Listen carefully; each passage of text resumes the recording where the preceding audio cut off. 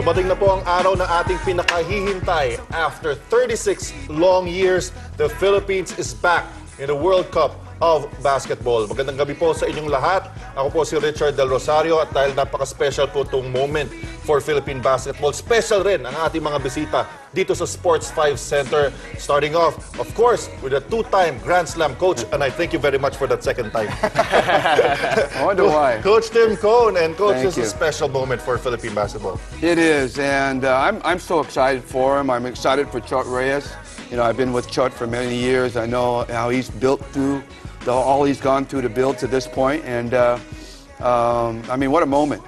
You know, no matter what happens today, just the fact that we are part of this thing is just a phenomenal thing, and if we can pull an upset here and there, wow, wouldn't that be something?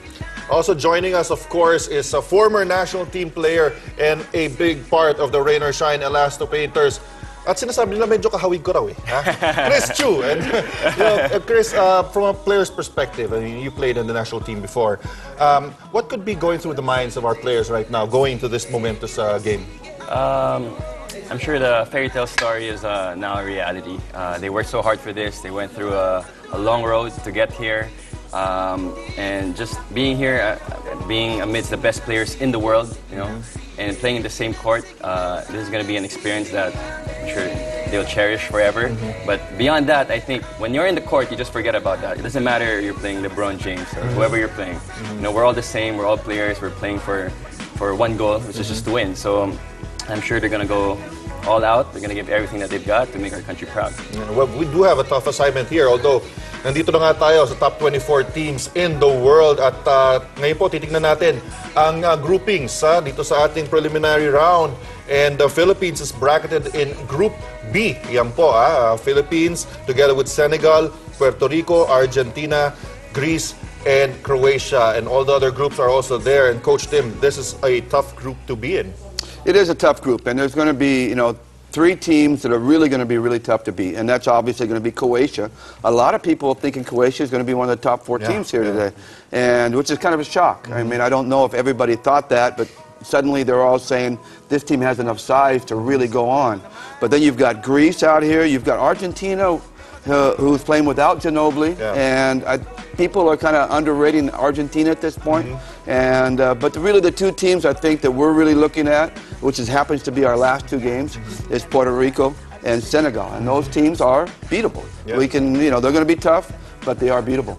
Yun nga, no, Chris, dapat i-temper rin natin expectations natin, but kung palarin rin tayo and we make it through the next round, we're going to be facing those in Group A na napaka-tough rin ng group. Yeah, it's tough. If we manage to win two, you know, maybe we beat Senegal and Puerto Rico, we'll probably end up fourth. And if we're number 4 in Group B, that means we'll be playing the number 1 in Group A, which would probably be Spain, could be Serbia or Brazil. Wow, talagang mahirap, no? The task at hand is really very daunting for Coach Chot Reyes. Pero ito nga, una natin mga kalaban, itong Croatia. At sinabi nga na ni Coach Tim, a lot of experts saying that this is the team to beat, very favored to top Group B. And of course, a lot of excitement coming into this game, and a lot of anticipation on how our players will react. And Coach, you know, you've been with the national team before. How do you prepare for a game of this magnitude? Well, I think number one, you have to get your players, make sure they're not starstruck.